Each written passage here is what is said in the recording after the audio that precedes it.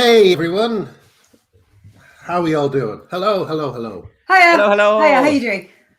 Good. Yes, good. Been a good day for me. I've had some nice, interesting legal stuff, legal news. Actually, I should mention what it's about because I never wrote when we made my crowdfunding target for when I was sued by Debbie Hayton a second time. I never wrote the appropriate thank you to everyone, because there's just always firefighting I have to do, and I didn't do it. So I'm really, really sorry. But that's going very well. It's going very, very well. So Stephanie Hayden hopefully has bullied their last victim. We'll see. Yeah, how are you guys doing? Well, that's great to hear. That's thrilling. Like I said last week, narcissism is my least favorite trait in people, and I'll leave it at that. But. Yeah. So I think the most interesting thing that's happened since we last spoke has been the extraordinary behaviour of the Scottish pub that threw out Marion Miller and all that sort of thing. Extraordinary behaviour, extraordinary. But more than the behaviour of the pub, I think it's the extraordinary lies that I've been seeing around it. I mean, the stories that I've seen, and it's how people are so desperate to believe lies about women. You know, I've seen people just quite boldly saying they went in there specifically to be violent. Genuinely. And then another one, which I do quite like, they went into this trans person's place of work. And you're like, pub. Everyone goes into this place of work. It's literally called a public house. Yeah. And this is a trans person who literally says, I am male, I am a porn addict, I am an autogynephile. I do this because I can't come unless I do this. They're basically saying it, you know. I know, I love it. There's always such a great gulf between the most vulnerable, these poor people, and then you see them and they're just like, you know. Do you know what I mean? It's like the funniest thing. It's like the guy. You know that is so going to be captured, and everyone's going to be like, "Look, you see, this is who he is. Look, this is what he does online." Yeah. Well, it's the truth. The truth. I just realized the glasses would slip off easily if I did that. So it's worth a go. But the guy is like, he's like, you know, admitting to being AGP and so on. So, you know, it's purely fetishism. He's not vulnerable. You know, he's a bully. You know, straight white man with a porn addiction. Straight white man with a porn addiction. Straight white man with a porn addiction. And I think it's interesting that there are still people who don't seem to be aware that that people like Marion Miller are not evil bigots trying to find vulnerable people. They're pointing out, you know, that these are often, you know, manipulative, bullying, straight white males with a fetish, you know. So I think what's really shocked me is the level of how people are desperate to believe lies. You know, people. I mean, I quote-tweeted some chap yesterday who was saying, you know, they deliberately went in there, deliberately to start a fuss, deliberately to target, and you're like, it's so much. You know, it's like Occam's razor. It's a pub, and there's a group of women there. They're just there to have a drink. I mean, obviously, this is the case. Yeah, sorry. But it's the glee, and it's the sort of hope that this is what happened. And honestly, I don't think that anyone cares. They don't care if it's true or not. Yeah. As long as they can say it, and some people might believe it, or some people might pretend to believe it because they want to believe it. Truth seems to have like very, very little value to this fight. This fight is really skewed, and truth has no value to the other side. They don't care. Yeah. I mean, you know, our side. It's the tragic thing, you know. It's people on the left, people who see themselves as gay allies, who have just turned their brains off. I find it tragic every day, you know. I guess one reason they might have is a kind of mental self-defense, because they know that if they Like I often think about people like, Ash Sakar and Owen Jones, who never, ever, ever address the arguments and never talk to people who disagree with them. Even though Owen Jones, his brilliant excuse is that, no, I promised I would only ever speak to trans people. I would never speak to a cis person about trans issues. But of course, Debbie Hayton, he won't speak to her, him. Christina Harrison, no sign of him, of Christine getting an invitation. And the reason is because if they were in a conversation and someone like Christina or Debbie said, Eddie Izzard is not a woman, right? And they said yes, then they would be cancelled from here to Sunday. Yes, of course. Owen Jones can't possibly. That's where he has to block people, isn't it? He can't possibly have that. It has to be in his bubble where people are going to ask the right things or they're going to talk about the right things. So there's no chance of him ever actually having to say yes or no to anything very specific like that. It must be really quite stressful having to constantly be watching out for that sort of question where you can't answer. They're all in the same. I know I keep saying this, but I've often my theory is that we live in the age of Trump. Trump was president for 4 years, and he got away with not answering questions and with making up anything that came into his head. And that's what all these people are doing. Someone like Owen Jones, just he can't keep track of the lies because gender ideology makes you lie about everything. In the same way that Trump couldn't keep track of the lies, none of these people can keep track of it either. You know what I mean? So it's. What was your quote from the last episode? When you said, it's better to tell the truth because you don't forget or something. No, it always tell the truth. It's easier to remember. It's a David Mamet line, and that was exactly the predicament Trump was in because he would literally be in an interview and he would say one thing and then during the same interview he would forget his position and say something else. And gender ideology forces people to do that because it's all based on one central lie, which is that it's possible for people to change sex. Yeah, there's more than two sexes. There's something about it, like all these people who believe in this. I go back to I lost a friend a year ago over this who agreed with me on each individual point, 100%. Yeah. If you sat him down and talked about sports, he'd say, "I agree." Pediatric transition, oh my God, I agree. Men and women's spaces, the standalone question, I agree. Each individual point, he'd agree. But you put it all together, he'd be like, I'm not a TERF. I just can't be a TERF. I just cannot possibly be a TERF. And it was just infuriating. There's a tribalism to this, that it is just not humanly possible for me as a person who sees myself as more left than everyone else to disagree about how this issue is important because I see myself as left and this issue makes me left. I cannot possibly disagree with the left on it. It's the strangest thing, And it also speaks to the power of that particular dehumanizing word. The first time I got into trouble, I was talking to someone about this today, but the first time I got in trouble on Twitter about this subject was I said, please don't use the word TERF to people. And they really loved it. They hung on to it. They were outraged even at the challenge to that word. Like I remember a female comedian saying it, and I said, "Why are you saying that? It's a misogynistic hate term." And she's my trans friends and all this. Her mate who wears black eyeshadow.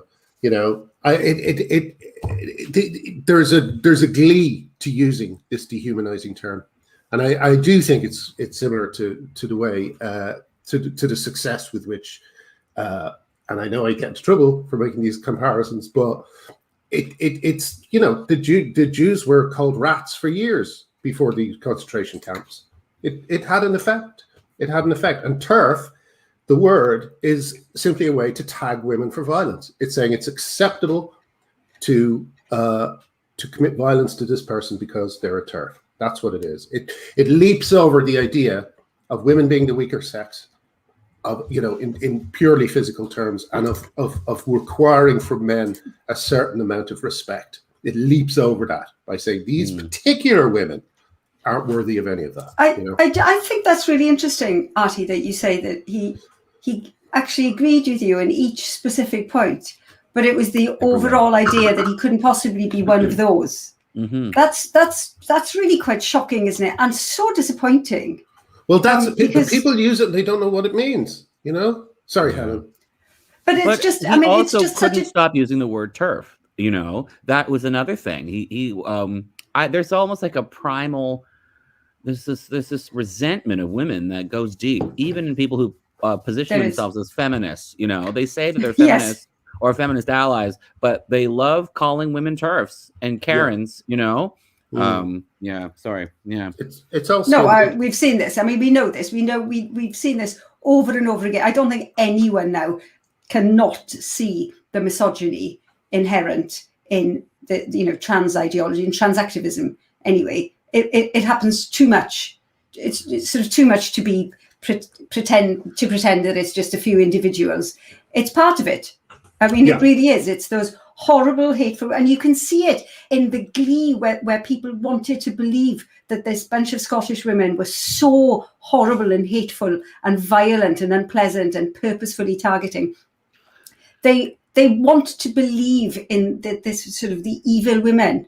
They really have to believe it. It's like somebody earlier they refused to answer the question. I found him just saying the most ridiculous things, like, they purposefully targeted. So I said, what about these boundaries, etc. And he just couldn't answer the question. And his answer after a couple of tries was, just admit that you hate trans people.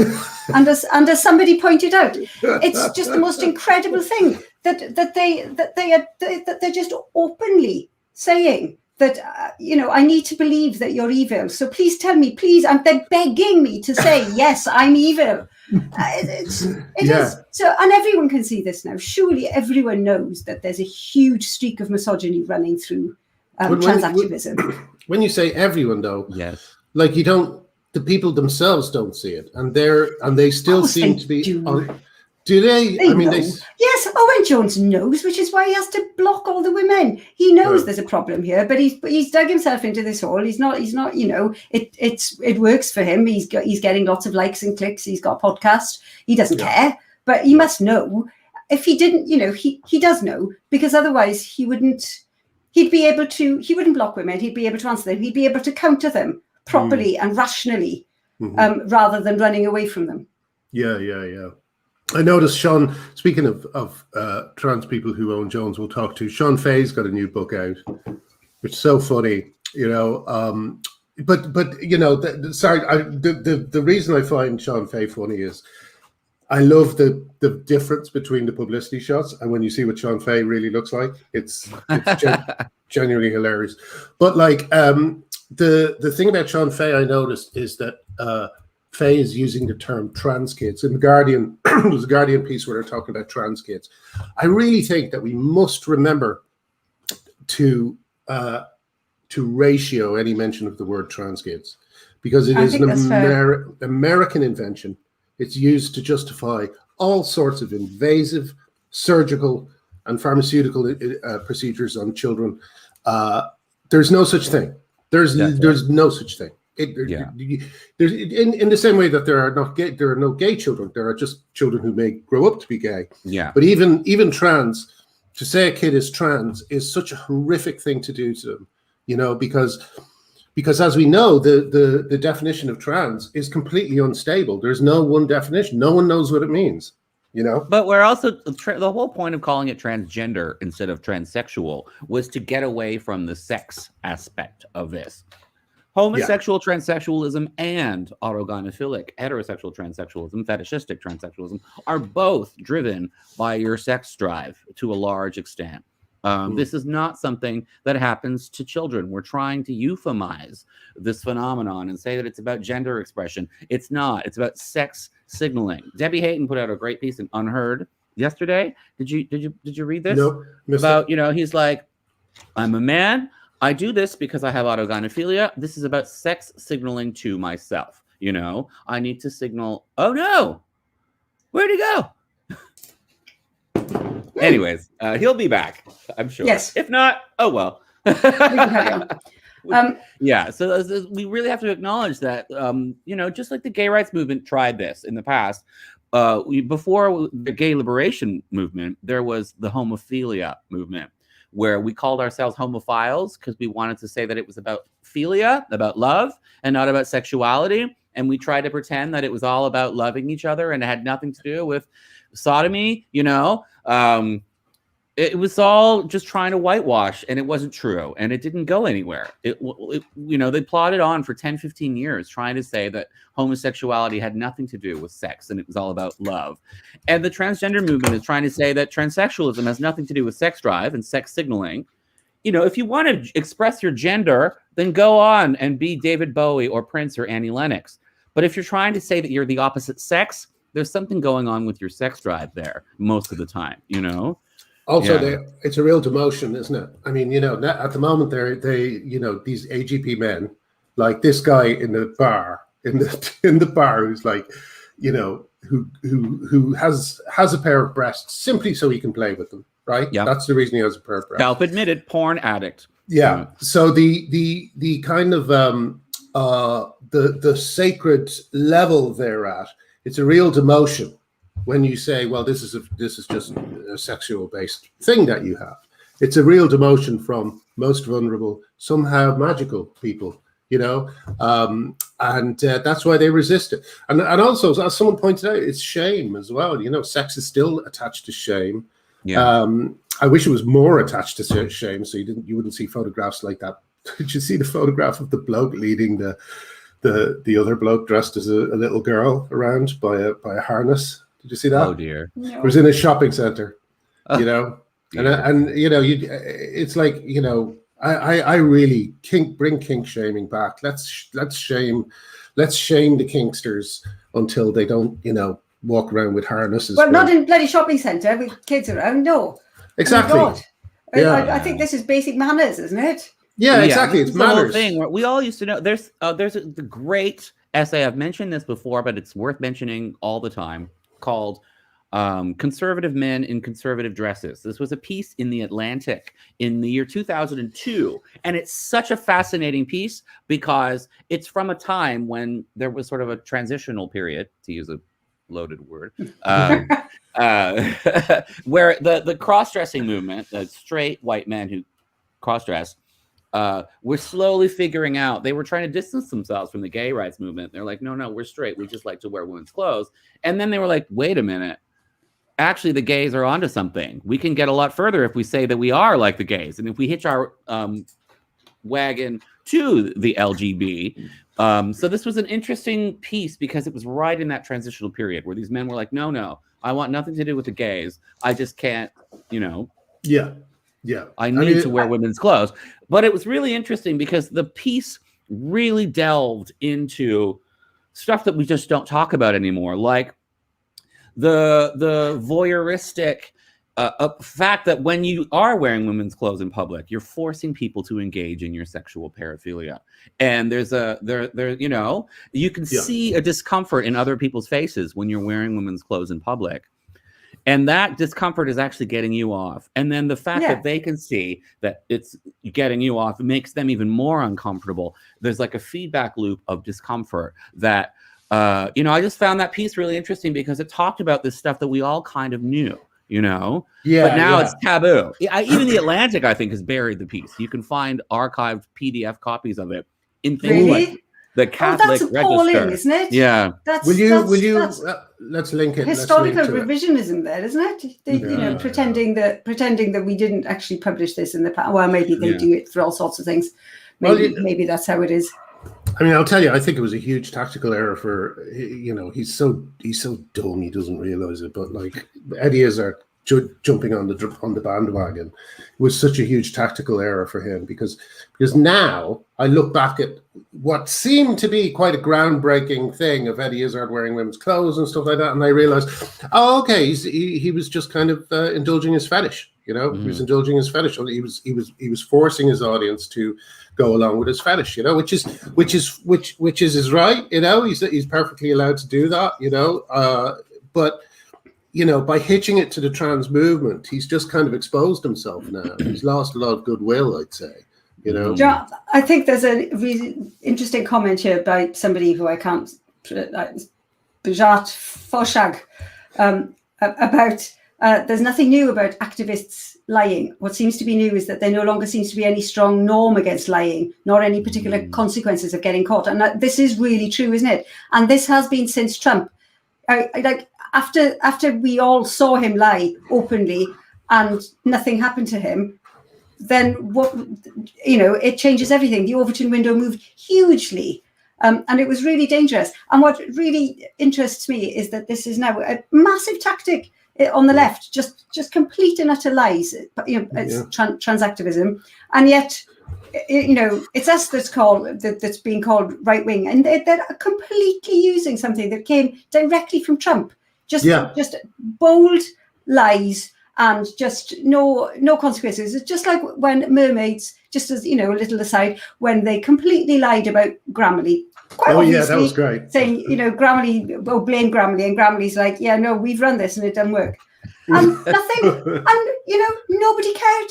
Yeah. Like, we pointed it out and no one cared. They just carried on as normal. Yeah, it'll take no consequences. It'll take a few convictions, I think, before, or a few successful cases, like Jean Hatchett's case against that trans rights person, which Stephanie Hayton apparently had something to do with. So that went well for Hayden's client. I think they bankrupted him, basically. But yeah, and I think that with Maya's victory, I hope that more people out there are emboldened to grab some of the things that people are saying about them and hold them accountable. Get a lawyer involved. Raise the money through crowdfunding.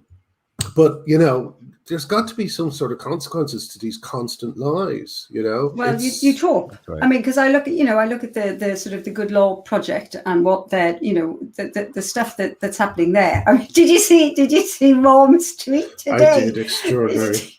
I'm just going to read it out, Arty, if you haven't seen it. He's talking about John Cleese, because I think John Cleese is going to do narrate at least some program about cancel culture. And he's like, lots of differences between Cleese's background and mine.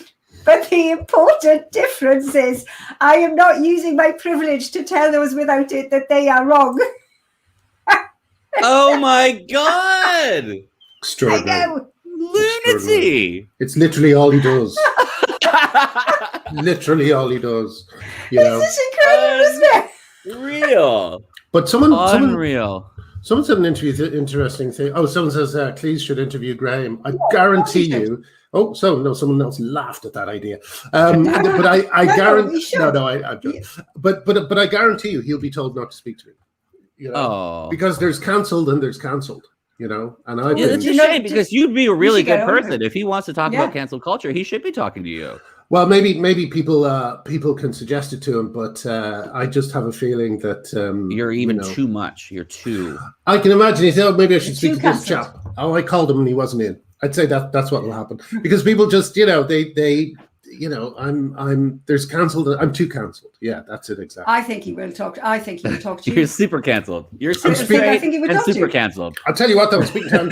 I'm speaking to Andrew Doyle soon. I hope that's not a secret. I'm speaking to him tomorrow, I think. It's not now, is it? No, I hope not. Sorry, Andrew, if it is, but I don't think it is really. But I'm hoping that it'll be a good long interview that sets the record straight on a bunch of things. We nearly have our full contingent of authors. Simon Edge is waiting below.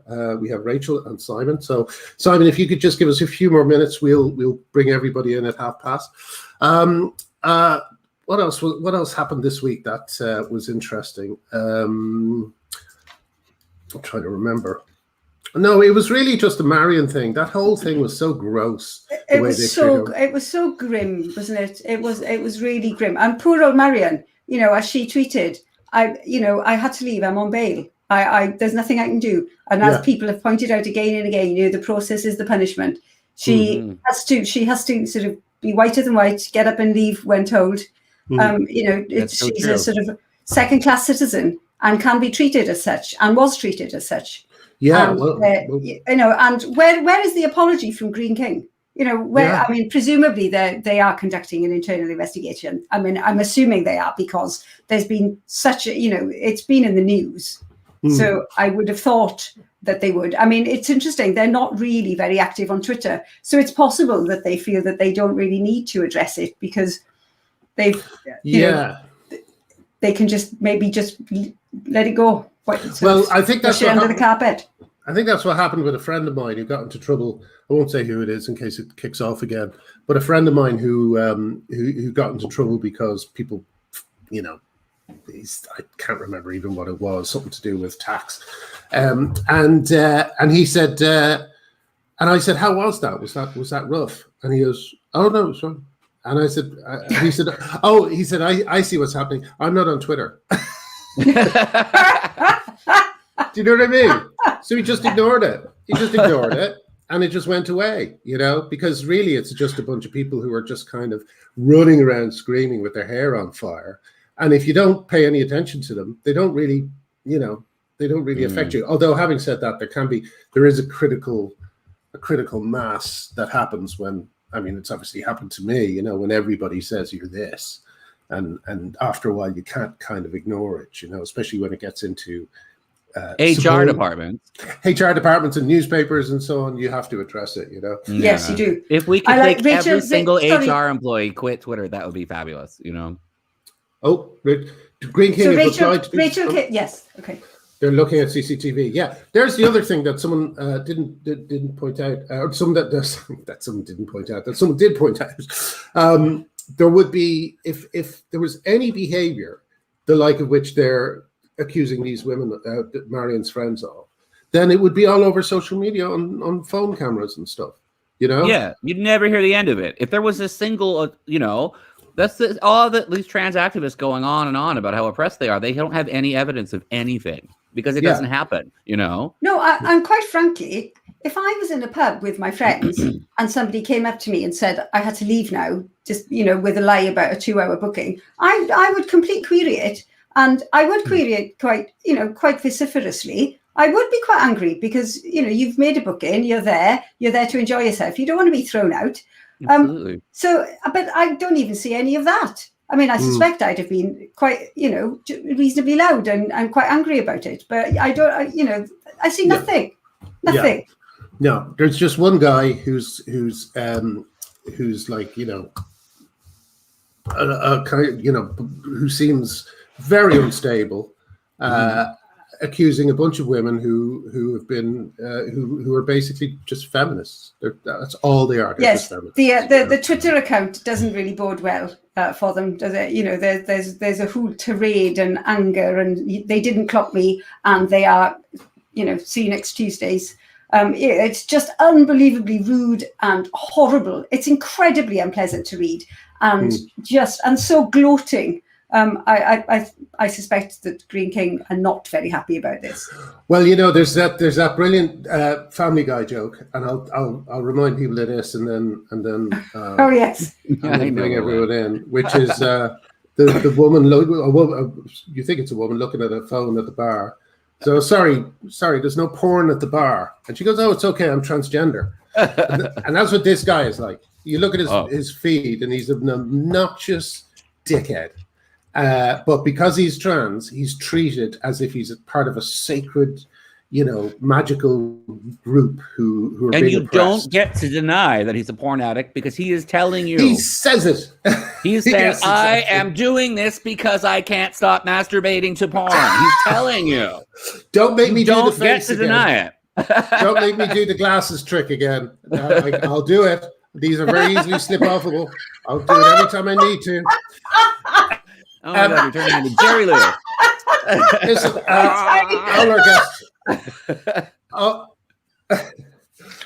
all our guests are here, so let's bring them in. We have an author special this time. Sorry, it is really tempting just to do it just for fun. We have an author special this time. We're going to talk about publishing with some of our favorite GC authors. And I spoke to Jane Harris today, and I forgot to invite her on. Sorry, Jane. We have Rachel Rooney. Hello, Rachel. How are you doing? Hello, Rachel. Hello. Hello. We have Simon Edge. Hello, Simon. Good to have you. Hello. Hi, Simon. And Gillian. Hello. How are you doing? Gillian Phillips. How are you? I'm good. Hi. It's quite dark there, Gillian, but I can just about see you. Behind me. I love it that you're cracking up talking about masturbation and porn, and then you need sorry. We really set it up for you. Yeah. It's like Radio 4 book program, isn't it? It's exactly the same type of tone. Jim Novelty would do the same thing. What you were just saying about, if they had the footage from the bar on Saturday night, it would be all over social media. I mean, there was this guy like posting all the time, I've got the footage and I've given it to the police and they were behaving disgracefully. If he had the footage, he would have been posting it. Yeah. It's like, hello. But it's like we say, it's just that easy lie. It's like, you've got anonymous accounts. They've got like a cartoon avatar. They're all calling themselves she, her. No one knows whether this is true or not. But you can be banned from Twitter if you say, hey, you sound a bit like a really obnoxious man. So listen, let's talk a little bit. I'll give you all an opportunity to plug things as we go on. There's some wonderful books out now from our authors here, but perhaps we could just begin by talking a little bit about the situation in publishing. I think publishing seems to me to be one of those properly captured industries. Why do you think that's happened? And why do you think authors are so quick to throw their fellow authors under the bus on all this stuff? Let's start with Gillian. Oh, gosh. Oh, darn. I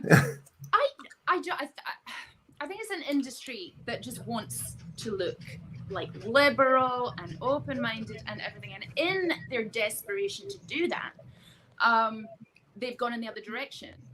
I mean, this is an industry that's dedicated to imagination and free expression and free thought, and they have somehow twisted themselves into a situation where they're kind of against all that.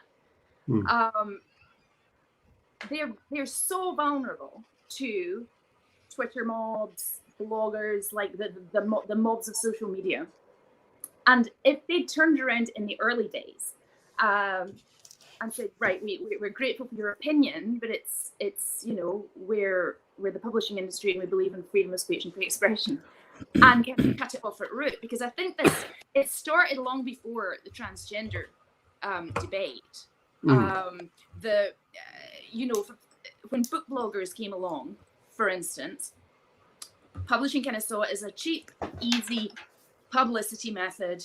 You got these people who are working for nothing, and they took their, they were sending out books everywhere to book bloggers and taking their opinion so seriously. And then the book bloggers, of course, started to think, they weren't just criticizing the books, they were criticizing the authors and demanding what went into the books and what stayed out of the books. And it started a long time ago, and the publishing industry never really got a grip on it, or the grown-ups in the publishing industry never did.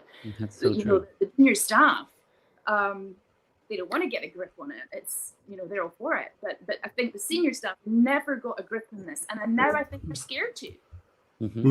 It's interesting. I wonder, there's a field. There's a lot of publishing here in Toronto, and it's a field that is very elite in that most people get into it by doing unpaid internships. So these are rich kids who want a job that has prestige, but who don't actually need an income, who fall into publishing. You get a lot of that. And I wonder if that's a factor, that these are just very, very privileged people who are getting very, very small salaries to work in publishing, but are doing it for the prestige, Yeah.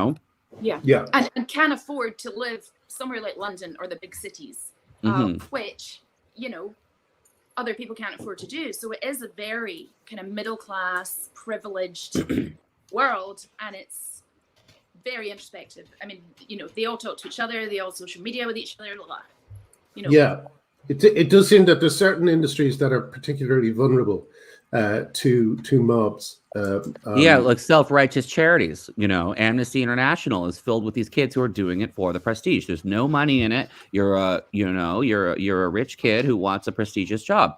Yeah. But also there's it's like once you kind of when I was writing the IT crowd and stuff like that, I used to get the audience to send in fanzines and stuff like that to put them on the walls and things. I really love the idea of interacting with the audience and the audience being part of the show and so on, But this seems to be subjecting yourself to a kind of authoritarian rule by your audience. You know, Rachel, you had a horrible experience, I know, with when you produced your beautiful book, My Body Is Me, and I found it absolutely extraordinary that anyone could object to the message of a book like that. But obviously you work in children's.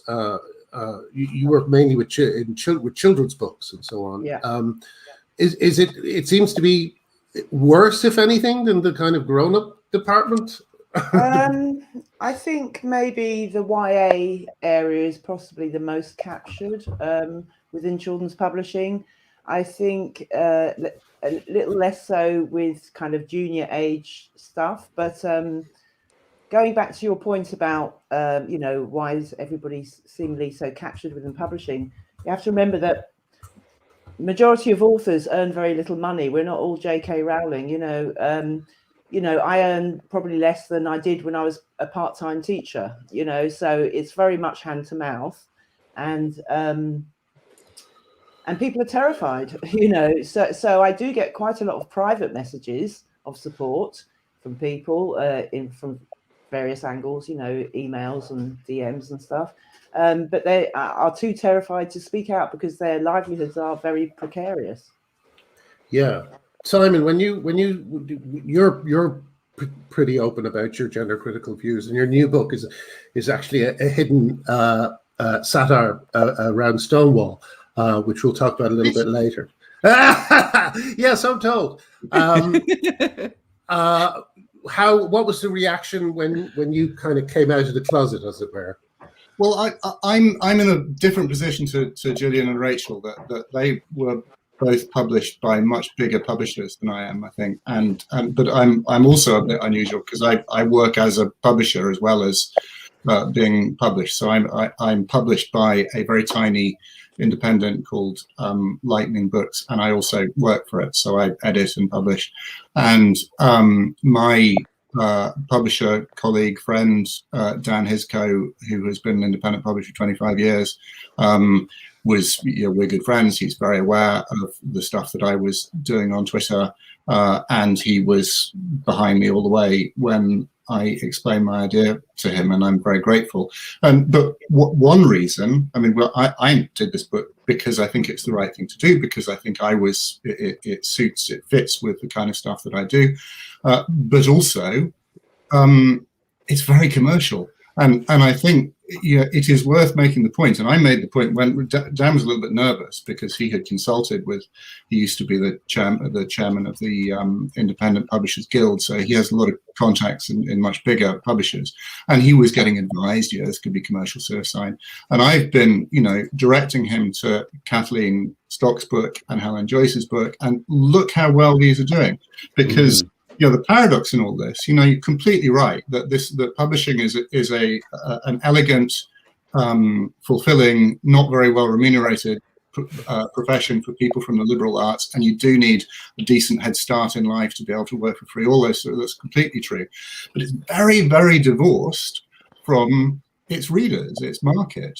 And one thing that we have seen, writ large now, is that Abigail Schreier's book exactly the same. That if you are publishing this kind of stuff, you will make money out of it. That's not it's not the be all and end all, but publishing is a really, really difficult game. I don't know if you realise, but 200,000 books are published in the UK every year, 4,000 a week. That means it's fiendishly competitive. So for Helen to be up there 3 weeks on the run in the Sunday Times bestseller list is a phenomenal achievement. So publishing is cutting off its nose to, it's shooting itself in the foot by not getting behind what the readers want to read. Amazing. Wow, that's astonishing. Yeah, the ivory tower. That's not right, because that's an academic term. But I think of New York City in these North American terms, is so isolated from flyover country and the people who are actually buying things. Abigail Schreier's book, I think, has sold 1 million copies now, and that's completely on with nothing but vehement opposition from the publishing industry itself. Isn't that amazing? But that is interesting, isn't it? Because we've seen the same thing with not just with publishing, but whenever anyone says, you're in the tiniest minority, you look at any opinion poll and it's simply not true. We know that it's not true, but it's got to be said over and over and over again in order to try and shift things that way. And like you were saying, Simon, you know, I imagined the point of this is to try and, well, they don't want the information to get out there. You know, it's to try and keep that information from getting out. So, you know, in any way possible. And one of the ways is to just massively pile on authors and publishers that are prepared to do it. But I think, you know, publishing executives who are a breed that I don't know very much about, because we are just, you know, a bunch of blokes sort of in a virtual business, and we don't have executives in our world. But if you are in Little Brown or something, and you know, Hachette or you're J.K. Rowling's publisher, you probably are terrified of the kids who have got strong opinions and are making them felt, and have got the example of the kids at The Guardian to look to. So, you know, when we were that age, there was no question of you know, the people working in the company, if they dislike the politics of whatever is being published, bringing the entire press into a hole. But we've seen that they do have the power to do that if people cave into them. And it has been encouraging that senior people in publishing have been saying, no, enough is enough. We've got to have some code of conduct. If you really don't want to work on this book, then maybe you don't have to, but you are not going to stop it coming out. Because I mean, publishing really is a precarious business for everybody. There's an assumption that lots of people are making lots of money out of it. They're not. The writers aren't, certainly aren't, but neither are the editors very much. And so, you know, it really matters to publishing that the J.K. Rowling book, which was meant to be the great scandal with the evil trans you know, kind of villain who never was, did better than any of her previous ones, as Robert Galbraith. So either the public just really didn't give a toss about what was being said about it, or they just wanted to give us support. Yeah, absolutely. As well as the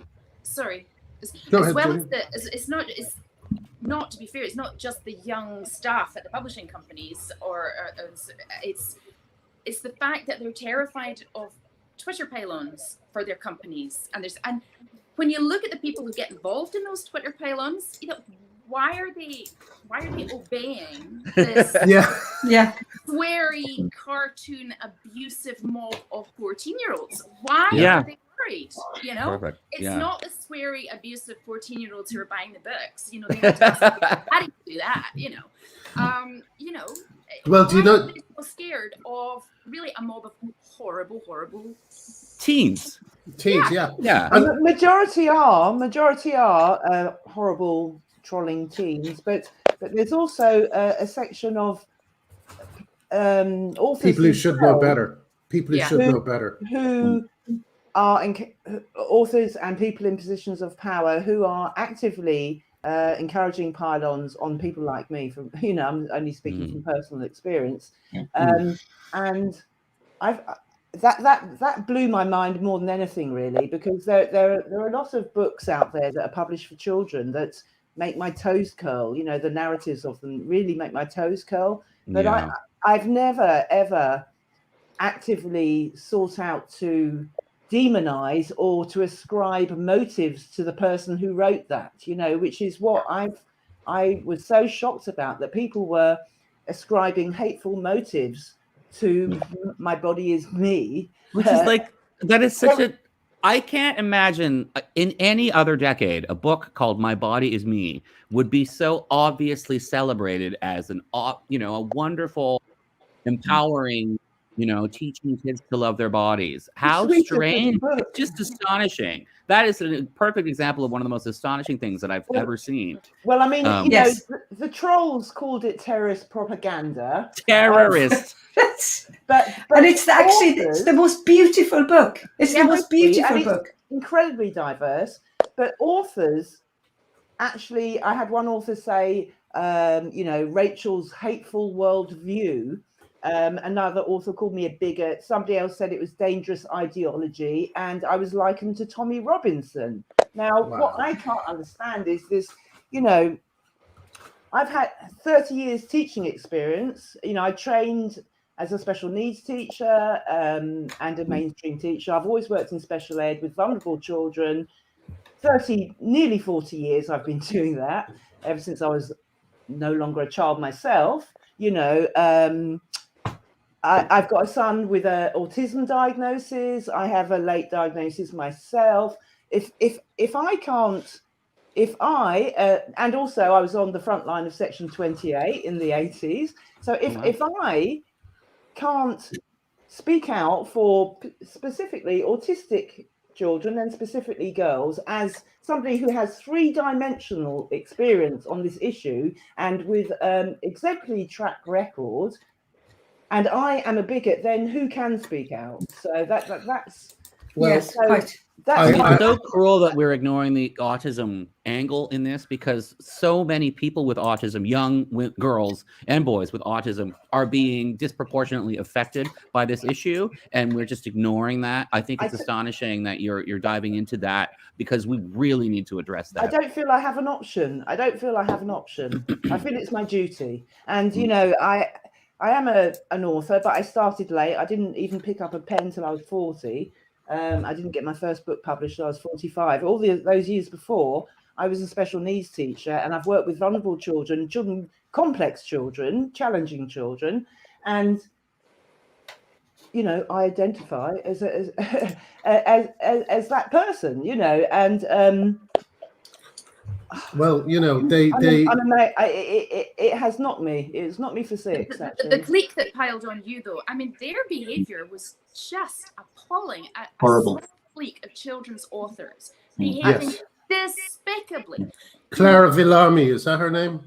She was particularly she can be appalling mentioned because she has been mentioned in the Times. I mean, she was, you know, the kind of the head girl on this one, but you know, there's a little cohort which I've become to learn who have turned me into a marked woman. Now, my timeline is totally open. I'm polite. You know, I'm very polite. I never say anything untoward. I don't think they could trawl through my. There's not a hateful comment in there. Basically, I have a different approach to the treatment pathway of children who identify as being the other sex. It's simply, I have a different belief system in what that treatment pathway should be. And when it comes to children can't speak up for children because they're children and they're not developed. So adults have to speak up for children. Absolutely. And this adult who has massive experience with autism and all sorts of every different type of child you could probably meet, has to speak up. There's no two ways about it. In a moderate, polite way. Yeah. One thing that has changed that I always, in my experience, I've been a published novelist for only about 5 years and relatively new to it, but that there's a code of honor in this business, as in the rest of the arts, that if you don't like something, if you think somebody else's work is crap, don't say so, because it'd be very hurtful if anybody said that about you. So we have this sort of lovey, you know, kind of front that everybody's kissy and people blurbing each other's books and just being nice, and you know, that's fine, that's very pleasant, and that code of practice, that code of honor, seems not to apply on this issue and only this issue. On this issue. Well, again, I for one hated your book, Simon. I'm kidding. well, again, you know, it's no, just I have bought your book, and I promised myself I was going to finish it last night. I wanted to do that for this. I didn't get a chance to finish it yet, but wonderful, so it's fun. A laugh a minute. It is. It's great. Right. Yeah. It is very funny. Great summer read. Let's talk a little bit believable because it happened already. Sorry. Yeah, Simon's book is about sorry, can you give us a little brief description of the plot, Simon? My book imagines a crazy Californian tech billionaire who believes the earth is flat, and in order to validate his own beliefs wants to make the rest of the world believe it too.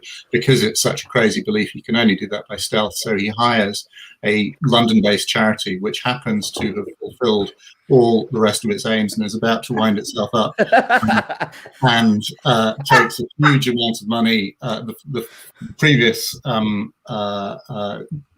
whose name is Winterbourne, declines to do this, and so a new CEO, whose name is Foxley, takes over. And they succeed, and people who keep globes, teachers, geography teachers who have globes in the classroom get sacked for it. A pilot who refers to the curvature of the Earth gets sacked for it.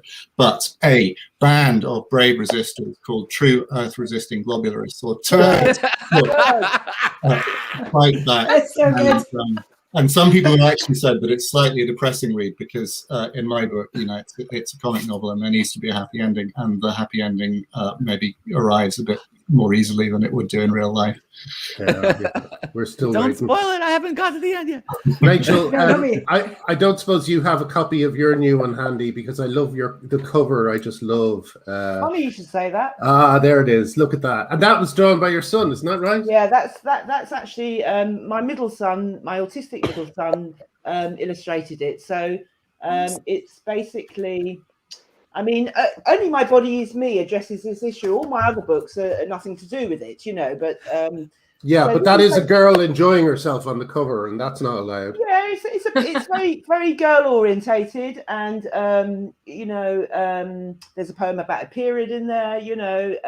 It's basically about the age range between about 12, 14, 15, although it's fine for adults too, and it's just about those in-between years which can be very tricky for girls particularly, and very confusing, and there's a lot of light and dark in there, and I think it's probably my last book.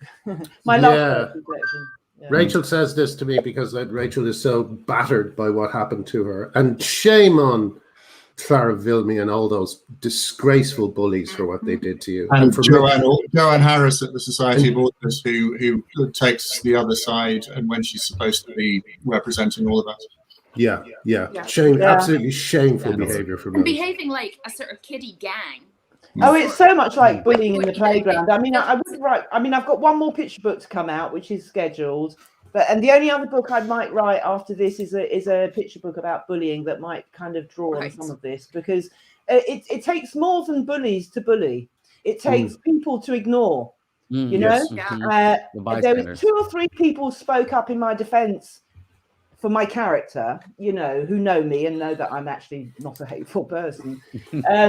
And they were slammed down straight away, but good for them for giving it a go. Most people turn away. I mean, this whole thing about cancel culture, I mean, I would say for me, it's more been ghosting culture. So people aren't retweeting this book, apart from the lovely, lovely followers of mine. A few people are retweeting it. A few people can look beyond this and can actually look at the quality of my work and say and enjoy it.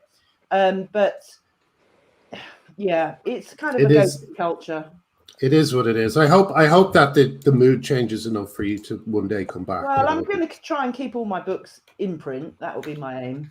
Well, I really hope you publish that next one, because you're so right about ghosting culture. People are so avoidant right now. This goes back to there's something called attachment theory, where people have all these sort of these sort of childhood psychological demons haunt them throughout their whole lives, and they dictate how they engage with other humans in their romantic relationships and in their friendships and their social interactions. And everybody's becoming something called avoidance, which is a style of processing your emotions where you just avoid having any kind of exposure to emotional intimacy with others. And the keystone of that is the phenomenon of ghosting, where people just, when the going gets tough, you just disappear.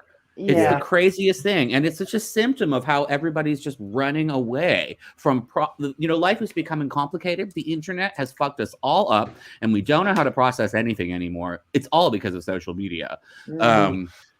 And we're just running away from everything. It's astonishing. Yeah. Ghosting is a real symptom of, for me, I haven't actually been cancelled. I've been ghosted, which is so, I'm not getting on. Well, we'll get it out. We'll get it out. The other thing I just wanted to mention was everyone in the publishing is very keen to be inclusive and diverse and all these other things. Yet I, as an autistic person who actually gets very anxious about things, and who's speaking up for autistic kids and youth, and being attacked by these people who, on the one hand, are saying, you know, let's be inclusive, yet I'm a truth seeker. I can't help but speak the truth. I can't play the social games. I can't. I'm not a smooth talker. I'm just me, you know. So, you know, it doesn't add up. It's inclusive of everyone but you. And well, yes, that's an autistic person. Yeah. Really. I mean, the Be Kind crew is often the least kind of them all. What Arty said about running away, I think it's definitely true of some other writers. I mean, there are some writers, and yes, some of them DM me as well, Rachel, and say, you know, I can't say anything, I'm scared. But there's a certain kind of writer who is also scared, but what they're scared of is looking at the whole debate. They actually don't want to look. I can post as much as I like, I can say as much as I like, but they simply won't look because they are scared, because I think they're scared that if they look, they'll see. And what they just can't unsee. And they're terrified of maybe having to be on my side once. This goes back to my friend who every single point he agrees with, you know, one by one, but you put it all together, he's like, I can't be a TERF. It's just not possible, you know? Yeah, it doesn't compute. Yeah. Gillian, the only person we haven't had a plug from yet is you. Plug your books. Plug your books. I will. Plug a book. I'll plug one called Clickbait, ironically, which is it's published by Black Dog, again a small independent publisher. God bless them. They're the good guys. Black Dog published Clickbait a couple of years ago. It's about this young lad. He's 18. He posts an off-color joke on social media. It gets out of hand. Gets it packed. Hey, there we go. Thank you. Is that in the young adult genre, Gillian? It's kind of young adult. It's quite a quick read. But anyway, his life basically falls apart because he gets piled on. Suddenly it reaches Twitter, then it reaches the media, then kind of he has to kind of clamber his way up out of this kind of mess he's made. Oh, I love it. I'm going to read the holy hell out of that as soon as I finish The End of the World is Flat. Yeah. We're coming up to an hour, so I guess we better wrap it up. Perhaps if anyone in publishing is watching this, if they would like to share any stories or share what's going on anonymously, please write to me. I can put it on my blog, and I love inside stories like that. They're one of the things that have made this such a gift for me. Because I'm suddenly finding out about all these kind of hidden worlds that I didn't know about before when I only met people in my business. So this has been fascinating and eye-opening, and just keep it up. And I hope that one day that some of the people who've come who've attacked you, Rachel, especially, will one day have the decency to apologize. And yes. Joanne Harris owes a general apology to every writer for not standing up for them. You know, when we were phoning around to try and get people to sign the letter condemning J.K. Rowling's abuse, it was just extraordinary the good reasons everyone had for not signing it. I've never seen anything like it. So let's hope that the tide changes and we get people with a bit of backbone in publishing. And if your staff are threatening to quit over a book, fire them. Yeah. Listen, lovely to have you. Thanks for having us. Yes. Thank you. We could probably do a lot more, actually, couldn't we? We probably could, and maybe there's a part two to be done. You know. Yes, definitely. This has been really interesting. I think there is something to be discussed about retail. You know, all the stuff about you can't find Helen's book in Helen's book being hidden behind the counter. What the hell? Yeah, because retail is a whole nother world about this. Yeah. I forgot about that. Is resting on it. All right, there we go. It's a plug-a-thon. Thank you so much. Book. Again, I want to implore any one of you who's watching this who hasn't bought and read Helen's book by now. What's wrong with you? Yeah, everyone here has read it. Listen, I'm gonna finish it up. Thank you so much for joining us. We shall see you again at some point, and best of luck with all your wonderful books. It's brilliant to see. It's brilliant to Yes, see. lovely to meet you all. Lovely bit to of see you. fight all. back. Yeah, lovely to see you, Gillian. I haven't met you before, have I? No. No. Oh, Gillian, I might see you next week in Glasgow. I'll be coming up for Marion's thing, so I'll see you there. For Right. sure. Awesome. All righty. Great. Bye-bye, guys. Bye-bye. Bye. Stay soon. Okay, I'll just lose our guest, and then I think that's. Oh, You're bringing no. them back in. I'm bringing them back in. Oh, Bring no. Sorry, Gillian. Oh dear, that's embarrassing. That's hilarious. Well, Oh, You're that was welcome. interesting. Really Yeah. interesting. Especially, Oh, I I hadn't love them. really thought that it had started with the blogosphere. That was Yeah, fascinating that's- to me. Actually, and- hadn't considered that. and you Yeah, should, I forgot about the whole YA drama when Goodreads came out and all the blogs. People like purity spirals. That's when they were born. You know, Yeah. people just decided they had power. They could criticize the authors, and the authors suddenly had to take to Yes. social media and cultivate their readers instead of like being like, I write a book, I give it out to the world, and there's this disconnect between the author and the readers. Suddenly, it was like you have to engage with your readers all day long. You have to cultivate fans, and suddenly they turned around and started saying, "We want control over what you write." You know. Yeah. Well, Yeah. you know, Yeah. that's the thing. It's fine to. I used to bring the fans in towards the end of the process when they could help, design the look of the set and so on, but you can't bring them in at the beginning, because if you bring them in at the beginning, you just won't write anything because everyone is offended by something. So, especially when it comes to my work. Thank you very handled much. that pretty well, though. I mean, you're the one. You brought in your fans with the IT crowd and let them engage, and that blossomed well for you at first, and then of course it exploded. Yeah, then it splashed back in my face, which brings us back to our porn-loving AGP guy. But sorry, this Worst is really, metaphor ever. this That has was been awful. so distasteful. This episode. So distasteful. I'm so sorry to our esteemed authors for Yes. what they had to sit through. Lovely to see you guys as usual. Wonderful guests. Yes. Maybe we could do an extra mess this weekend or something if we're all about. Oh, Yeah. I hope so. I can't I'm go allowed. more than 4 days without jonesing for a mess. So. Right, excellent. Thank you, everyone. All right, Thanks guys. for tuning in. Thanks for your comments.